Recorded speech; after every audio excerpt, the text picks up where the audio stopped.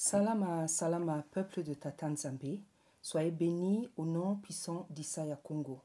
Je dis aussi un salama à toutes les personnes qui vont me suivre et aussi un salama à Megan et à Harry parce que c'est pour eux que je viens donner ce message.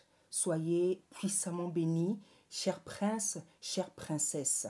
C'est bien à vous que je viens donner ce message. Je me présente, je m'appelle Déborah, je suis servante de Dieu, j'ai l'habitude de donner des messages. J'ai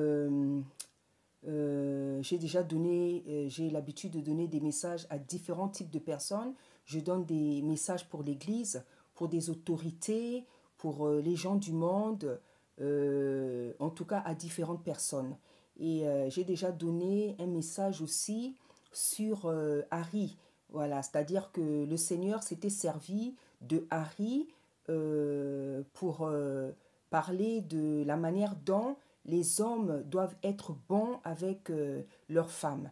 Le Seigneur m'avait montré Harry comment il se comporte avec sa femme et il m'expliquait dans ce sens-là que cette douceur qu'il a, cette tendresse qu'il a, ces bonnes manières qu'il a, c'est ainsi que les hommes doivent se comporter avec les femmes. Voilà, donc j'ai déjà eu, le Seigneur, comment dire, a déjà pris Harry en exemple, comme image, comme symbole pour donner des messages.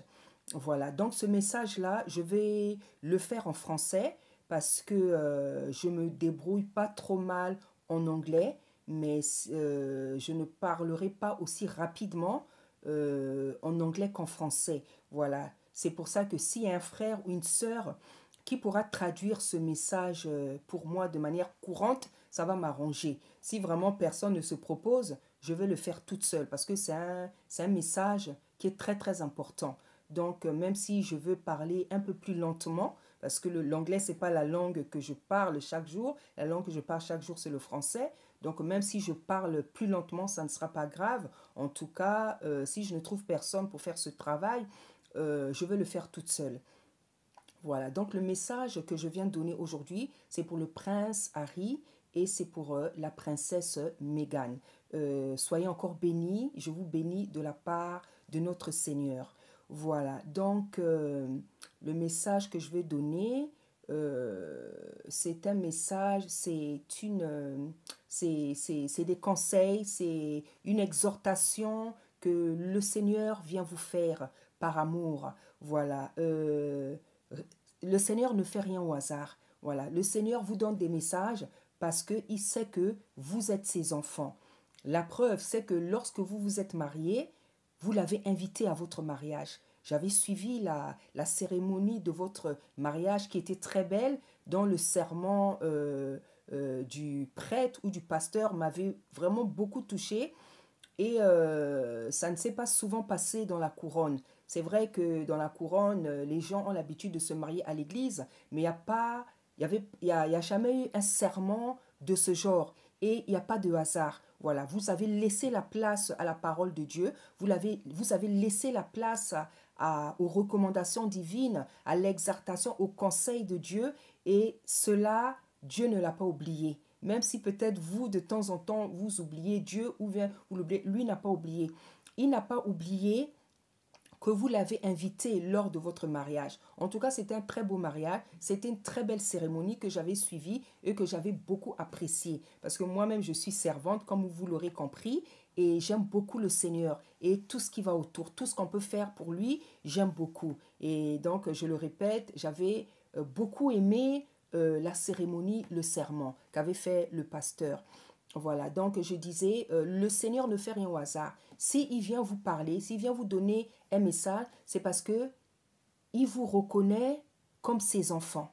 Voilà, il sait que vous croyez en lui, il sait que vous l'aimez, même si peut-être vous ne le connaissez pas bien, mais il sait que vous reconnaissez son existence. Donc lui aussi, il vous connaît par vos noms, comme nous dit la Bible, il nous connaît par nos noms, il vous reconnaît, il sait que vous êtes ses enfants. Donc, lorsque il sait qu'il a des enfants partout dans le monde, il ne les oublie jamais. Même si nous pouvons oublier le Seigneur, lui, il ne nous oublie jamais. La Bible dit que, il dit dans sa parole que même si nous, on l'oublie, lui, il nous oublie jamais. Voilà. Donc, c'est pour ça que le Seigneur vient vous parler, le Seigneur vient vous conseiller, le Seigneur vient vous exhorter, le Seigneur vient vous donner des conseils, des paroles de vie pour votre bonheur, pour votre mariage, pour votre futur, pour votre destinée. Voilà. Donc, par quoi je veux commencer? J'avais fait un rêve le 8 septembre 2022, c'est-à-dire le jour de la mort de la grand-mère de Harry. Voilà, je ne sais pas pourquoi le Seigneur m'avait donné ce songe-là le jour de sa mort. Je ne sais pas s'il y a un rapport entre le rêve que j'avais fait et le décès de la reine. En tout cas, ce rêve-là, je l'avais fait le 8 septembre 2022 parce que j'ai des cahiers de rêves et j'écris, j'ai l'habitude d'écrire les rêves que le Seigneur me donne. J'ai l'habitude d'écrire des dates, les dates plutôt. Voilà, donc j'avais fait ce rêve le 8 septembre 2022. Voilà, donc dans ce rêve-là, je voyais une séparation entre Harry et Meghan. Voilà, je vois une séparation entre tous les deux. Et dans le rêve, bon, je ne vais pas raconter dans les détails tout ce que j'avais vu, je dirais les choses les plus importantes parce que je sais comment les couples ou le couple royal est combattu. Donc, je ne veux pas me permettre de donner tous les détails que j'ai vus dans le rêve. Je dirais les choses les plus importantes qui vont servir de leçon à Harry et à Meghan. Voilà, donc je voyais donc la séparation. Et dans le rêve, en fait, je voyais que c'était Meghan qui avait tort. Voilà, c'était Meghan qui avait tort. Et en fait, ce qu'on on me montrait l'esprit de l'irritation, de la nervosité, de la colère. C'est ce que je voyais. Je voudrais d'abord dire quelque chose. Vous allez m'excuser. Cher prince, chère princesse, je vais me permettre de vous tutoyer parce que si vous croyez en Dieu, c'est que nous avons le même Père. Voilà, donc si nous avons le même Père, c'est que nous sommes frères et sœurs. Donc je vais me permettre de vous tutoyer parce qu'en fait, en vous voyant, je trouve ça trop conventionnel. Quoi que vous soyez prince et princesse, je trouve ça tellement conventionnel. Si je donne cette exhortation, en vous voyant, je ne vais pas m'en sortir. Voilà, je serai mal à l'aise. Donc, je vais me permettre de vous tutoyer et vous allez m'en excuser. Voilà. Et aujourd'hui, je viens vous parler comme une servante de Dieu, comme une grande sœur, comme une amie. Donc, la vérité que je pourrais dire sur Harry ou sur Meghan, ne le prenez pas mal. Ne me regardez pas, ne me voyez pas. Voyez plutôt le Seigneur qui vient vous parler à travers moi. Parce que je ne suis qu'un instrument. Je ne suis qu'un instrument. Donc, c'est avec amour que je viens vous parler. C'est avec respect. C'est avec considération. C'est avec honneur aussi que je viens vous parler parce que vous êtes un couple princier. Voilà. Donc, je viens m'adresser à vous en tant que servante, en tant que grande sœur, en tant qu'amie. Donc, excusez encore le fait que je vais vous tutoyer parce que, comme je le dis, si je me mets à vous voyez, je ne vais pas m'en sortir. Voilà. Donc, comme je disais dans le rêve, je voyais que c'était Meghan qui avait tort. Parce que dans le rêve, en fait, je voyais l'irritation, la nervosité, le défaut de la nervosité, donc la colère, en fait. Je voyais ça. Je voyais ça et en fait, dans le rêve, je commençais à l'exhorter. Je commençais à l'exhorter, je l'ai exhorté et elle a fini par se calmer. Meghan a fini par se calmer. Voilà, ça c'est le premier rêve que j'avais fait. Donc rapidement, je voudrais en donner, comment dire, je voudrais en donner l'interprétation, quoique ça ne soit pas trop difficile à comprendre. Voilà, vous savez que ma sœur Meghan ne te sent pas mal à l'aise, ne te sent pas diminuée, que je révèle ça. Nous avons tous des défauts, tu n'es pas la seule. Toi, tu as tes défauts, Harry a ses défauts, moi j'ai mes défauts. Tous les êtres humains ont des défauts, croyants comme non croyants. Donc ne te sens pas mal à l'aise, ne te sens pas humilié, ne te sens pas diminué. de ce que je révèle ces choses, parce que moi qui te parle, moi aussi j'ai mes défauts. Voilà, je prêche la vérité comme j'ai l'habitude de la prêcher, parce que le service, l'appel, le service auquel le Seigneur nous appelait, c'est pour prêcher la vérité, pour sauver ses enfants. Voilà, donc nous ne pouvons pas venir, nous devons raconter fidèlement ce que nous voyons, ce que le Seigneur nous dit, nous devons le donner fidèlement pour sauver ses âmes, pour sauver ses enfants, afin que ses enfants reviennent à lui. Voilà, donc c'est en disant la vérité que les enfants pourront revenir à lui. Non, ma sœur, ne te sens pas humiliée, ne te sens pas diminuée. Voilà, ça, je pense que ça ne va rien enlever à ce que tu es. Donc, je voyais de la colère, je voyais de la colère, l'esprit de la colère, de l'irritation, de la nervosité, si je peux m'exprimer ainsi. Et après, j'ai commencé à la calmer, à l'exhorter, à l'exhorter, à l'exhorter. Et elle s'est calmée. Et d'habitude, j'explique les rêves parce que souvent, c'est souvent par symbole euh, que le Seigneur me donne les songes. Mais là, c'est pas trop difficile. La seule chose que je pourrais dire, expliquer, éclairer, c'est que le fait que Mégane se calmait quand je l'exhortais, ça veut dire que certainement, et j'en suis sûre, elle va suivre ce message-là et ce message lui fera beaucoup de bien, lui fera beaucoup de bien.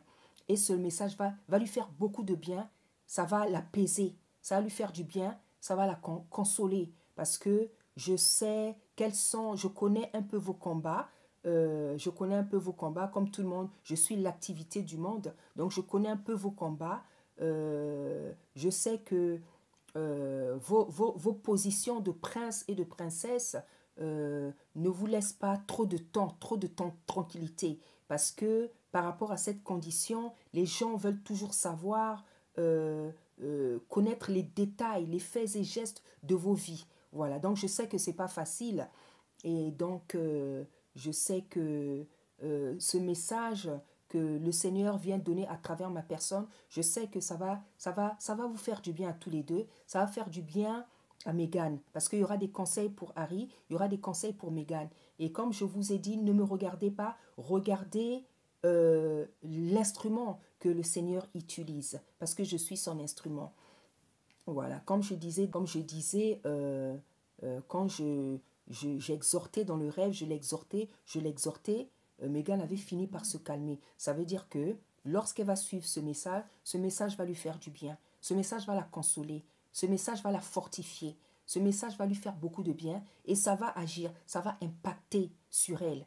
Voilà ce que ça veut dire lorsqu'elle s'était calmée dans le rêve. Et c'est pas la première fois que je donne des messages. Je vois que à chaque fois que je donne des messages dans la vie des personnes vers lesquelles le Seigneur m'envoie, je vois les impacts. Et je sais que ce message aura un impact sur Meghan et ce message aura aussi un impact sur Harry. Voilà. Donc ça, c'est le premier songe. Et pourquoi je tiens à donner ce songe? Il y en a qui vont peut-être se dire, ben, tu as vu ça depuis longtemps, pourquoi tu n'avais pas donné plus tôt? Parce que vous savez, c'est le Seigneur qui nous guide. On est guidé par son esprit. On ne donne pas un message automatiquement dès qu'on le reçoit. Lorsque nous recevons des messages, nous prenons le temps de prier. Nous prenons le temps de prier. Nous prenons le temps de poser encore des questions au Seigneur. Nous prenons en tout cas tout le temps. Un message, ça ne se donne pas comme ça. Voilà, un message, ça ne se donne pas comme ça. Surtout, ce n'est pas un message que je viens donner pour l'Église. C'est un message que je viens de donner pour un prince et une princesse, donc un couple princier. Voilà, donc je dois faire attention à beaucoup de choses. Je ne peux pas donner un message comme ça, n'importe comme ça, dans le désordre. Non, il faut de la sagesse. Même quand le Seigneur nous donne des messages, on use de sagesse et d'intelligence. Voilà. Pourquoi je viens donner ce message maintenant? Parce que il y a quelques jours, je veux vous mettre la date là parce que je n'ai pas mon cahier de rêve sous mes yeux, donc je vais vous mettre la date. Il y a quelques jours, j'ai fait un autre rêve qui était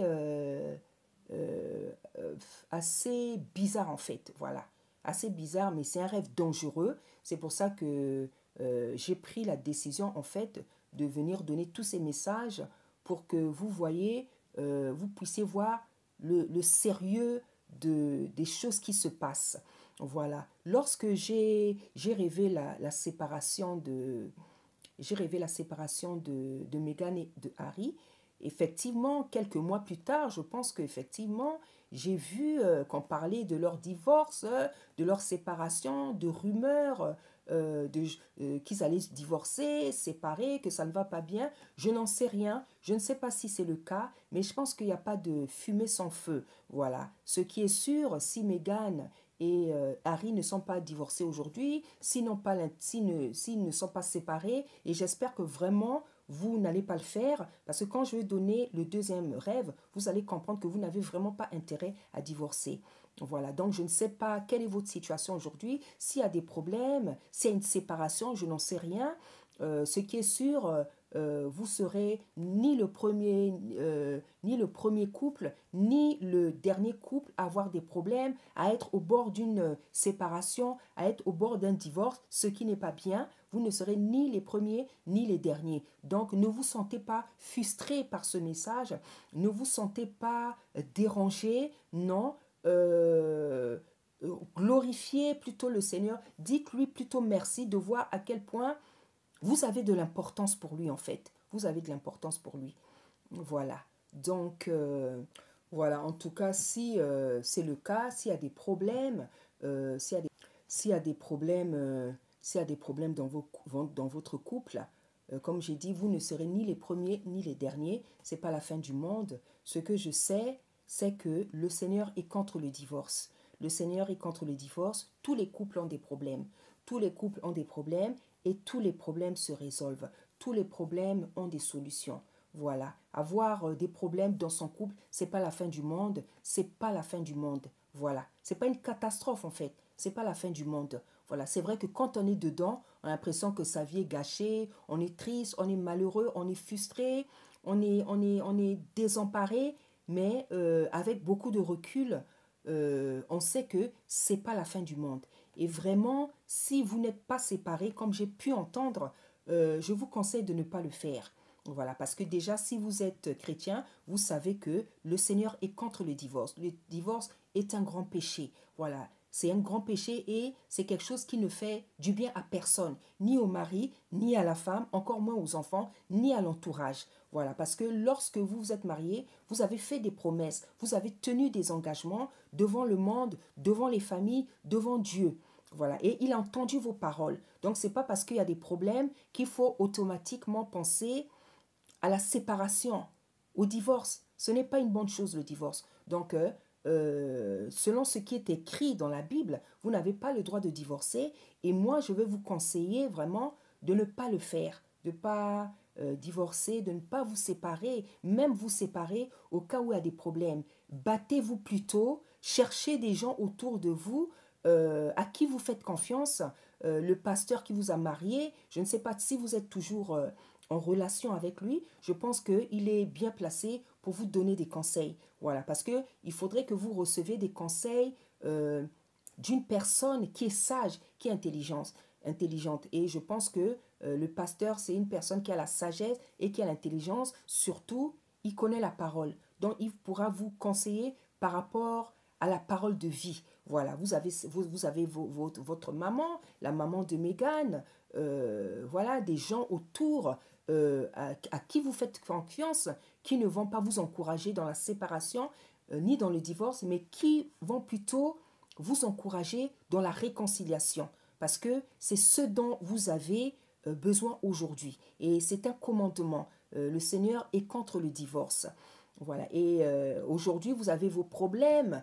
Chacun est énervé, chacun est irrité. Mais dans ces cas-là, vous savez, souvent, on ne pense plus aux enfants. Voilà. Les hommes et les femmes, quand ils ont des problèmes personnels, ils ont des problèmes dans leur mariage, parfois, ils oublient les enfants. Or, les enfants sont très importants. Parce que si vous vous séparez, si vous divorcez, les enfants, tôt ou tard, ils vont finir par en pâtir. Et je pense que tel que vous avez commencé, nous avons vu des belles images, nous voyons toujours des belles images sur vous, votre mariage était merveilleux, toutes les autres choses qui sont venues après, les enfants, tout ça, c'était beau. Pourquoi détruire tout ça juste à cause de quelques problèmes qui peuvent s'arranger? Parce que pour moi, tous les problèmes peuvent s'arranger. Parce que c'est vrai que quand les hommes et les femmes sont dans des problèmes, ils oublient l'amour. Souvent, l'amour n'est pas éteint, l'amour n'est pas fini. Il est tout simplement étouffé en fait. Il est tout simplement étouffé. Mais en général, il n'est pas fini. Voilà. Moi, en tout cas, je vous aime beaucoup tous les deux.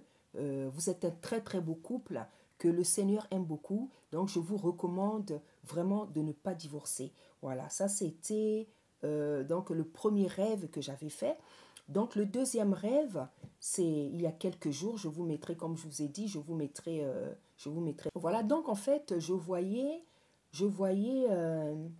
c'était dans, c'était dans une maison où Megan se trouvait avec ses enfants et d'autres enfants. Voilà. Megan se trouvait dans sa maison avec ses enfants et d'autres enfants. Et en fait, c'est comme si il y avait un film qui se passait dans la maison ou dans la cour. En fait, dans sa parcelle, là où habite, il y avait un film. On tournait un film. Il y avait beaucoup de gens. On tournait un film. Voilà, on tournait un film. J'avais pas vu, comment il s'appelle, Harry. Je ne sais pas si Harry était sorti. Ou c'est pour ça que je dis que faut pas que vous vous séparez. Voilà, faut pas que vous vous séparez. C'est vraiment pas le moment. Voilà, donc c'était comme un film. Donc je ne sais pas si c'est un projet de Megan, c'est un projet qui est en cours, mais je voyais comme un film qui devait être tourné dans sa parcelle en fait. Voilà, un film, hein, voilà, qui devait être tourné. Donc il y avait les acteurs, il y avait les caméramans. Megan était dans la maison avec ses enfants et d'autres, beaucoup d'autres enfants. Je ne sais pas ces enfants-là c'était qui, mais il y avait beaucoup d'enfants. Voilà. Et moi, je regardais la scène, j'étais comme un ange. Parce qu'il faut savoir que lorsque, dans un songe, la servante ou le serviteur est en train d'assister à une scène, c'est que nous sommes comme des anges. En fait, j'étais comme un ange et je regardais la scène. Et la scène, c'était quoi? Donc, les caméramans, les acteurs, ils se mettaient, comment dire, en place pour préparer le film, pour tourner, commencer les scènes de film. Et en fait, moi, je regardais et je sentais le danger. Je sentais qu'il y avait un danger qui arrivait. Vous savez, dans un film, quand il y a un danger qui arrive, même si vous ne voyez pas qu'est-ce qui va se passer, mais vous sentez le danger par la musique, par l'atmosphère. Et c'est ça que je ressentais. Je ressentais un danger comme ça. Je ressentais, mais je sentais vraiment que c'était vraiment dangereux ce qui arrivait. Je ressentais ça de manière de plus en plus vive. Et Megan aussi dans le sang, elle ressentait le danger. Elle ressentait qu'il y a quelque chose qui n'allait pas. Et ça devenait de plus en plus vif. Vous voyez, dans un film d'horreur, quand il y a le danger, parfois, il y a le vent qui commence à aller vite, les images vont vite, il y a du vent, il y a de la pluie, il y a des portes qui claquent. Il y avait des signes comme ça du danger qui arrivait. Et ça devenait de plus en plus pressant, de plus en plus manifeste. Et en fait, le danger, c'était quoi? Ben, c'était comme comme un Hannibal. Vous savez, Hannibal Lecter dans Le silence des agneaux. Voilà. C'était comme un type comme ça qui était rentré dans la parcelle pour commettre plein de meurtres. Donc, pour ceux qui connaissent le film Le silence des agneaux, vous savez comment était Hannibal Lecter. Voilà. Donc, c'était un assassin comme ça, un meurtrier comme ça, qui était rentré dans la parcelle, rentré dans la parcelle et qui avait commis plein de crimes. En fait, il avait tué plein de gens, mais on n'avait pas vu à quel moment ça s'était passé. Voilà, il avait eu le temps de tuer plein de gens. On n'avait pas vu comment ça s'est passé. Et quand il avait fait ça, en fait, les gens étaient juste là. En fait, ils avaient juste le temps de voir les dégâts.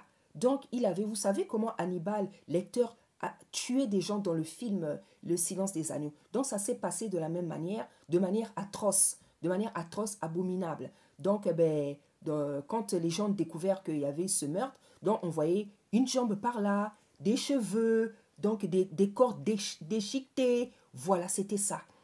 Et donc, les gens étaient horrifiés, quoi. J'étais horrifiée, j'étais là. Je dis, mon Dieu Seigneur. Et voilà. Et le rêve s'est terminé là. Le rêve s'est terminé là. Donc, la fin du rêve, c'était que des crimes, cet assassin-là, ce meurtrier, avait commis des crimes, mais vraiment à la manière de Hannibal Lecter.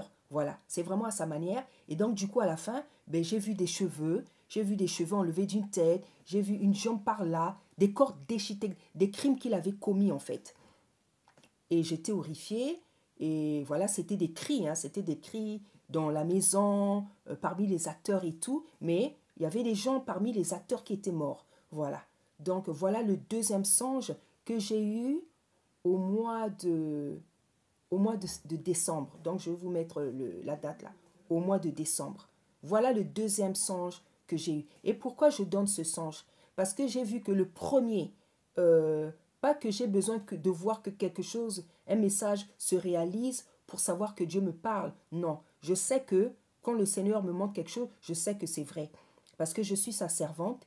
Il m'a appelé, j'ai reçu mon appel en 2000, entre 2000 et 2002. Donc depuis ces dates-là, il me donne des messages et tout ce qu'il a pu me dire, c'est toujours réalisé. J'ai donné des messages pour différentes personnes, j'ai vu que ça s'est réalisé. Et là, c'est vrai que ce qui m'inquiète un peu, c'est que lorsque j'ai rêvé la séparation, eh bien, j'en ai vu les échos, j'en ai vu un peu les manifestations. Hein, je ne sais pas aujourd'hui s'ils sont séparés, si ça ne va pas, mais je sais qu'il n'y a pas de fumée sans feu. Voilà. Et ce qui m'inquiète, c'est justement le fait que quand le Seigneur me dit quelque chose, je sais que ça se réalise. C'est pour ça que je viens de donner ce message afin que Meghan et Harry prennent leur disposition. C'est pour ça que je dis que vous n'avez pas intérêt à vous séparer. Voilà. Parce que je pense que si vous vous séparez, le fait que Meghan se retrouve toute seule, je pense qu'elle sera vraiment en danger. Je pense qu'elle sera vraiment en danger. Je pense vraiment que la princesse sera vraiment en danger. Et je pense que la princesse sera moins en danger avec Harry qui restera à ses côtés. Parce que je pense que si Harry reste aux côtés de la princesse, elle sera euh, mieux gardée en fait. Voilà. Comme il est prince, je pense qu'il y a la disposition de protection est plus grande. Voilà. Puisque lui, il est prince. Voilà. Même s'il n'est plus en Angleterre, je pense que les dispositions de protection sont plus grandes. Voilà. C'est pour ça que je pense que c'est vraiment pas le moment pour vous de vous séparer. Au contraire, je pense que c'est carrément le moment de faire la paix au cas où il y a des problèmes dans votre couple. C'est le moment d'arranger les choses. C'est le moment de vous réaimer, de réfléchir à plein de choses. De réfléchir à plein de choses parce que ce que j'ai rêvé, c'était pas beau du tout. C'était pas beau du tout. C'était un assassin, un meurtrier à la manière de Hannibal Lecter. Voilà, j'en suis sûre que vous avez déjà vu le film. Et c'était un meurtrier vraiment abominable, atroce. Voilà, atroce. Qui est en plus non seulement un meurtrier, mais un meurtrier malin. Hannibal, dans ce film-là, il est futé, il est malin. Donc c'est un assassin vraiment, un meurtrier qui réfléchit. Voilà, qui réfléchit. Il réfléchissait tellement, bien sûr, c'est pas de l'intelligence, c'est de la malice. Mais il était tellement malin de sorte que ben, il arrivait quand même à commettre ses crimes, quoi. Voilà, vous avez des assassins comme ça, il y a des assassins qui tuent comme ça dans les désordres. Il y en a, eh ben, ils ne sont pas tout à fait fous, ils sont malins, donc ils savent comment préparer leurs crimes. Donc c'était à cette manière-là. C'est pour ça que je conseille vraiment à Harry et Meghan de rester ensemble. Ce n'est pas le moment de vous séparer, non. Je pense que c'est le moment carrément de faire le contraire, de régler vos problèmes. Comme j'ai dit, les problèmes dans tous les couples, ça ne manque pas. Voilà, vous êtes des enfants de Dieu. Je ne sais pas si vous avez l'habitude de lire la Bible, mais le Seigneur nous a donné des conseils, des recommandations dans tous les domaines de nos vies, dans le travail, dans la maison, dans la famille et pour les couples aussi. Le Seigneur a donné des recommandations à la femme, comment la femme doit se tenir dans le mariage. La Bible dit que la femme doit aimer son mari, aimer ses enfants, respecter son mari et être soumise à son mari. Meghan, est-ce que c'est le cas pour toi? Je sais que tu es une femme avant de connaître Harry, tu étais connue, tu étais actrice, tu étais indépendante, mais une fois que tu te maries, si vous avez décidé de vous marier avec un prêtre, avec la parole de Dieu, c'est pas juste pour le jour du mariage. Vous devez, comment dire, faire vivre Dieu avec vous dans votre vie, dans votre maison, dans votre mariage. Comme ça, lorsque vous avez des problèmes, Dieu aussi peut intervenir. Mais si vous avez fait que l'inviter le jour de votre mariage et pendant votre mariage, votre vie maritale, vous ne l'invitez pas, c'est sûr que lorsqu'il y aura des problèmes, il ne sera pas là pour... Voilà. Donc, je vais te recommander, ma sœur, de lire le passage que le Seigneur donne pour la femme, comment la femme doit se tenir dans le mariage. Elle doit aimer son mari, j'en suis sûre que tu le fais déjà. Elle doit aimer ses enfants, c'est quelque chose que tu fais très bien. Elle doit prendre soin de sa maison, j'en suis sûre, c'est quelque chose que tu fais très bien, que tu es rempli de talent, mais tu dois apprendre à être soumise à ton mari. Soumise, ça veut dire quoi? Ça veut dire que tu dois écouter ton mari, tu dois écouter ses conseils, tu dois l'écouter, même si vous n'êtes pas d'accord sur quelque chose, tu l'écoutes, même s'il a tort, tu restes calme, tu peux rester calme, tu pries et le Seigneur pourra venir lui montrer qu'il a tort. Voilà, c'est comme ça la soumission. La soumission, ce n'est pas de l'esclavage, c'est tout simplement, la soumission, c'est aimer son mari. C'est tout simplement aimer son mari. Il y a des gens qui pensent que la soumission, c'est de l'esclavage. C'est pas de l'esclavage, c'est aimer son mari, c'est le respecter, c'est le comprendre, c'est savoir se taire, même lorsqu'on n'est pas d'accord avec lui, pour éviter des problèmes, pour éviter des disputes, des querelles. C'est tout simplement ça. La soumission, en fait, c'est de l'intelligence. C'est tout faire pour éviter les querelles et les disputes. Même si tu n'es pas d'accord avec ton mari, tu restes calme. Tu pries, ça lui passera. S'il a tort, le Seigneur est capable de le toucher pour dire non, mon fils Harry, tu as tort. Ici, c'est Megan qui a raison. Voilà, c'est ça en fait la soumission. Que le Seigneur demande à ses filles, à nous autres les femmes, nous lorsque nous sommes mariés. Et bien sûr, il y a aussi un passage pour les hommes. La Bible dit dans Thessaloniciens que l'homme doit aimer la femme comme le Seigneur a aimé l'Église. Et qu'est-ce que le Seigneur a fait pour l'Église? Il a donné sa vie. Il a donné sa vie. Donc, je vais vous mettre le passage. Hein. Le Seigneur, la Bible dit que le Seigneur et l'homme doit aimer sa femme comme le Seigneur a aimé l'Église. Qu'est-ce que le Seigneur a fait pour l'Église? Comment dire, il s'est sacrifié pour l'Église. Il s'est sacrifié pour l'Église. Voilà, donc je vais lire une portion d'écriture pour que vous sachiez, je ne sais pas si vous connaissez ce passage, que vous sachiez comment l'homme, le mari, doit aimer sa femme. Parce que c'est vrai que le Seigneur nous dit que la femme doit aimer son mari, ses enfants, bien s'occuper de son foyer, mais l'homme aussi a reçu, le mari aussi a reçu une recommandation de la manière dont il doit aimer sa femme. Donc je veux lire ça au nom puissant d'Isaïe. Voilà, donc la Bible nous dit, Marie, aimez vos femmes comme Christ a aimé l'Église et s'est livré lui-même pour elle afin de la sanctifier après l'avoir purifiée par l'eau et la parole afin de faire paraître devant lui cette Église glorieuse, sans tache, ni ride, ni rien de semblable, mais sainte et irrépréhensible. C'est ainsi que les maris doivent aimer leur femme comme leur propre corps. Celui qui aime sa femme s'aime lui-même, car jamais personne n'a haï sa propre chair, mais il en prend soin, il la nourrit et en prend soin, comme Christ l'a fait pour l'Église, parce que nous sommes membres de son corps. Voilà, je peux m'arrêter là. Donc voilà, la parole nous dit que comment le Seigneur a aimé l'Église. Donc c'est une image. Le Seigneur, il s'est sacrifié pour l'Église. Parce que l'Église, c'est nous en fait. Ce sont toutes les personnes qui croient au Seigneur, qui croient en Dieu. C'est nous l'Église, nous sommes l'épouse. Donc la Bible dit que le Seigneur, qu'est-ce qu'il a fait? Comment a-t-il prouvé son amour à l'Église?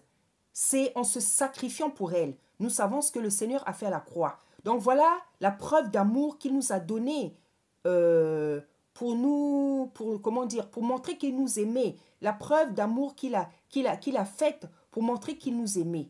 Voilà, donc il s'est donné, il s'est livré, il s'est sacrifié, il a accepté de mourir.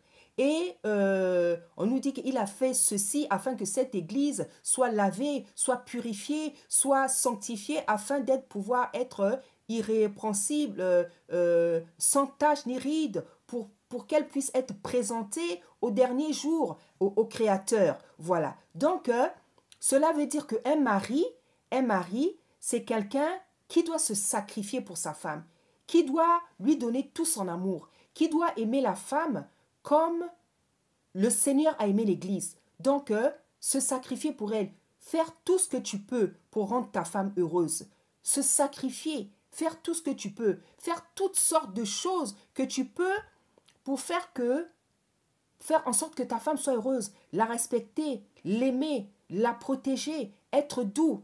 Et je sais que le prince Harry a beaucoup, je ne dis pas qu'il est parfait, mais je sais que c'est un bon mari. Parce que le Seigneur me l'a déjà montré en songe et j'ai déjà fait une vidéo où le Seigneur me donnait comme exemple Harry pour montrer comment un homme doit être doux et tendre. Je crois que j'ai déjà donné 2 messages comme ça. Et le Seigneur s'était servi de l'image pas de l'image, il me montrait carrément comment Harry se comporte avec Meghan. Et c'est vrai qu'avant qu'il y ait un peu tous ces tumultes, je voyais effectivement au début de leur relation comment c'est un garçon, une personne très attentionnée. Hein. Lorsque Meghan s'assoit, il tire la chaise, toujours en train de la tenir, on sent la même protectrice. Et c'est tout ça que moi je voyais dans le rêve. Et le Seigneur me disait, tu vois, c'est comme ça que les hommes doivent être avec leurs femmes. Donc je sais qu'il n'est peut-être pas parfait parce que nous avons tous des défauts, mais ce que je sais, je pense que c'est un bon mari, je pense que c'est quelqu'un de doux, je pense que c'est quelqu'un de droit. C'est quelqu'un de doux en tout cas, et de très tendre et de respectueux. Voilà. Donc, je ne sais pas, je ne connais pas les défauts de Harry parce qu'on ne me les a pas montrés. On m'a montré juste un défaut de Meghan. On ne m'a pas montré les défauts de Harry. Je ne les connais pas. C'est Meghan qui les connaît mieux que moi, l'entourage d'Harry plutôt. Ça ne veut pas dire que parce que le Seigneur ne m'a pas montré qu'il n'en a pas, mais ce que je sais, c'est que c'est quelqu'un que le Seigneur aime beaucoup, c'est quelqu'un que le Seigneur a cité 2 fois en exemple pour parler des hommes, comment les hommes doivent être avec leurs femmes. J'ai rêvé 2 fois Harry, je crois, où le Seigneur me montrait comment les hommes doivent être doux, tendres et attentionnés envers leurs femmes. Voilà, donc si le prince Harry aussi a des défauts comme tout le monde. S'il y a des reproches que, comment elle s'appelle, Meghan lui fait, il y a aussi possibilité de changer par la parole. Parce que la Bible dit que la parole répond à tous les besoins. Dans la Bible, toute question que nous pouvons nous poser, tous les besoins que nous pouvons avoir, les réponses sont dans la Bible. Tu as besoin d'un conseil, d'une réponse, la Bible est là pour te répondre. Dans les proverbes, il y a des réponses. Dans les psaumes, il y a des réponses. Dans les cantiques, il y a des réponses. En tout cas, dans la Bible, il y a des réponses à nos questionnements, à nos stress, à nos soucis. Dans la Bible, il y a des réponses. Voilà, il y a d'autres conseils aussi que je peux donner. C'est vrai que vous êtes un couple princier, vous êtes des personnes publiques. Harry, c'est un prince. Meghan aussi, c'est une princesse. Et c'est sûr qu'à chaque fois que vous allez sortir, il y aura derrière vous les paparazzis. C'est vrai que les conditions de vos vies, de vos statuts sociaux font en sorte que vous n'ayez pas tout le temps la paix, la tranquillité, le calme. Et c'est pas évident. C'est pour ça que, sachant tout ça, je pense que c'est à vous aussi de prendre des dispositions pour pouvoir protéger votre cocon familial. Hein, c'est vrai que, comment elle s'appelle, Meghan aussi était une artiste, une actrice. Donc, mais en étant mariée, je pense qu'il y avait beaucoup de choses à changer. Il y a beaucoup de choses à changer. Si vous tenez vraiment à votre tranquillité, à votre paix, à votre calme, je pense qu'il y a beaucoup de choses à revoir, il y a beaucoup de choses à changer. En tout cas, si vous tenez à votre paix, à moins que vous soyez des gens qui ont tout le temps envie d'être vus, hein, envie d'être vus, mais je pense que si vous tenez à votre calme, à votre tranquillité, à votre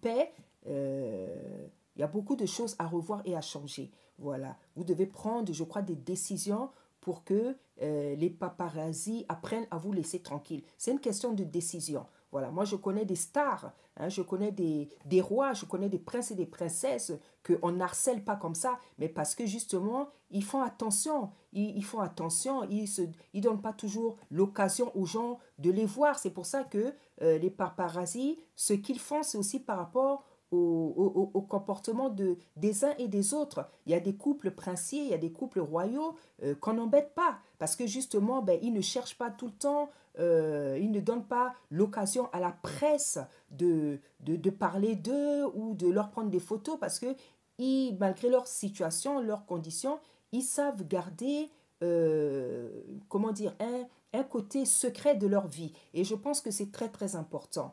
Voilà, je pense que c'est très, très important. Donc, je voudrais insister sur le rôle de Meghan en tant que femme. Hein, c'est vrai que tu es une princesse, tu es une femme publique, tu es une femme remplie de projets, de talents, d'activités, mais c'est très important de ne pas aussi oublier la maman que tu es, qui doit préserver ses enfants, qui doit préserver son mari, qui doit préserver sa famille et qui, par rapport à la Bible, doit obéir à son mari. Voilà. Donc, ce que je pourrais dire au prince Harry, c'est vraiment, il y a un problème avec la princesse, avec ta femme, c'est le moment de faire, comment dire, la réconciliation, de vous réconcilier, de bannir la séparation, de faire tout pour ne pas que ça arrive, mais de redécoller dans de meilleures conditions. Et je pense que tout ira pour le mieux. Voilà, parce que la Bible dit que ce qui est révélé est condamné. Donc, ce que le Seigneur a révélé là, j'ai déjà pris le temps de prier pour ça, pour que ça n'arrive pas. Et je continue à prier tous les jours. Voilà, parce que lorsque le Seigneur révèle quelque chose, il faut prier pendant un bon moment pour que le plan de l'ennemi soit paralysé et neutralisé. Et c'est des prières de longue haleine. Donc, j'avais déjà commencé à prier et jusqu'aujourd'hui, je prie pour que ceci n'arrive pas. Et même si ceci n'arrive pas, le Seigneur, pour montrer que il ne ment pas lorsqu'il parle, parce qu'il est Dieu, il ne peut pas mentir, il pourra vous donner un signe comme quoi, voilà ce que ma servante avait dit aurait pu arriver. Et en fait, c'est par les prières qu'on détruit le mal que le Seigneur révèle. Donc voilà, mes chers frères, mes chères sœurs, chers princes, chères princesses, le message que j'avais pour vous. Soyez puissamment bénis au nom puissant d'Isaïe. Merci. Soyez puissamment bénis. Merci.